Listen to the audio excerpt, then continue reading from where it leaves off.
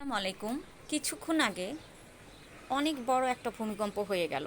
খবরে বলছে 5 দশমিক, আসলে এটা 5 দশমিক না, আরও বেশি। কারণ কোথাও যেন কি হয়েছে, একটা অপরাধ, যার কারণে আল্লাহর আরশটা কেঁপে উঠল। কিন্তু মানুষ এটা বোঝে না যে 1 সেকেন্ডের জীবন ধ্বংস হতে কতক্ষণ।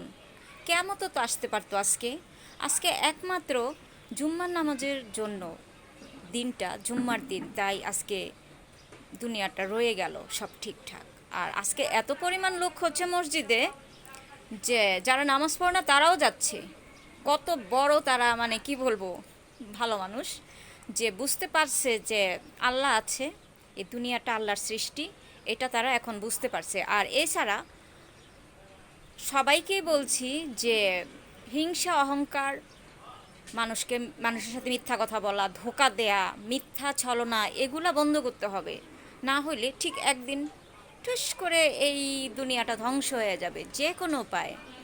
এতে বোঝা যাচ্ছে যে মানুষ আসলে আল্লাহর কথা ভুলে গেছে, যে পৃথিবীতে আল্লাহ আছে, আল্লাহ সৃষ্টি করেছেন, এটা ভুলে গেছে। আর আজকের এই ভূমিকম্পেও আমার এমন হয়েছে রান্নাঘরে সব পড়ে গেছে, তো বোঝা যাচ্ছে যে এটা 5 দশমিক না, আরও বেশি। আমার রান্নাঘরের হাঁড়ি পাতিল পড়ে, তারপর আমার প্লেট যা আছে রান্নাঘর অনেক কিছুই ভেঙে গেছে, ফার্নিচারও অর্ধেক কাইত হয়ে গেছে। কেমন পরিমাণ হতে পারে।